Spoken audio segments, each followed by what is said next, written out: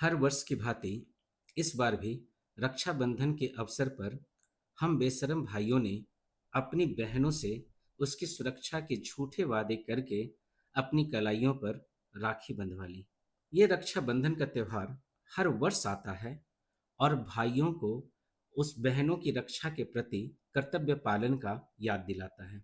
फिर क्यों भारत की महिलाएं इतनी असुरक्षित है? यह परंपरा पूरे विश्व में सिर्फ भारतीय मनाते हैं। सिर्फ भारत ही एक ऐसा देश है जहां पे भाई अपने बहनों की सुरक्षा का वादा प्रति वर्ष रक्षाबंधन के अवसर पर करता है। फिर भी बहनें असुरक्षित हैं।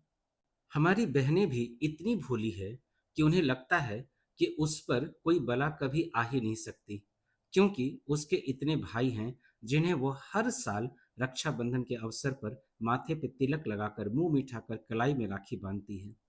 यह रक्षाबंधन का त्योहार भाई के द्वारा बहन को उसकी सुरक्षा के लिए दिया गया एक वादा है। लेकिन सदियां बीत गई, आज भी हम अपनी बहनों की सुरक्षा करने में असमर्थ हैं। एक की अस्मत लूटने का न्यूज़ ठंडा अभी पड़ता नहीं कि दूसरे की न्यूज़ आ जाती है, फिर तीसरे की, फिर चौथे की।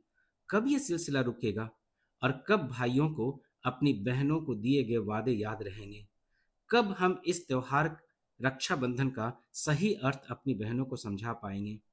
अभी हाल ही में कोलकाता में घटना घटी, फिर दिल्ली, फिर कहीं और, फिर कहीं और। उसके बाद भी हम भाइयों को शर्म नहीं आती और अपनी बहनों से रक्षा का झूठा वादा करके राखियां बंधवा लेते हैं। एक समय था जब विदेशी आक्रांता के कारण हमारी पद्मावती जैसी महारानियां 16,000 महिलाओं के साथ जौहर कर लेती है। उसके बाद भी हम भाइयों की आंखों में पानी नहीं।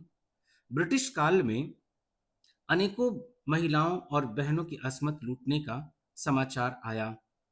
साउथ केरल में तो यहाँ तक महिलाओं के इज्जत को ढकने के लिए टैक्स तक वसूला जाता था। ये क्या हो रहा है? आज मैंने भी अपनी कलाई पर राखी बंधवा ली, लेकिन मैं समस्त भाइयों की तरफ से अपनी बहनों से हाथ जोड़कर क्षमा मांगता हूँ और उनको एक सलाह देना चाहता हूँ कि हे बहन, अब तू ही दुर्गा बन जा, तू ही काली बन जा।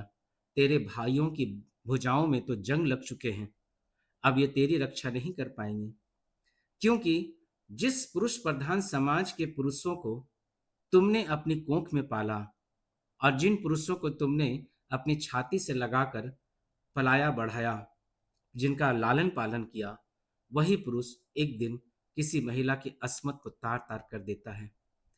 इतनी अमानवीयता पुरुषों में कहां से आती है? फिर हम इस तरह के कृत्य को पशुता का नाम क्यों देते हैं? कब किस पशु ने फीमेल पशु का रेप किया? ये इंसानों को छोड़कर इस धरती पर रहने वाले किसी भी जीव जंतु के साथ उनके समाज में ये चीज नहीं पाया जाता। हम शर्मसार हैं। इसलिए हे बहन, तू अपनी रक्षा स्वयं कर, अबला नहीं तो सबला बन।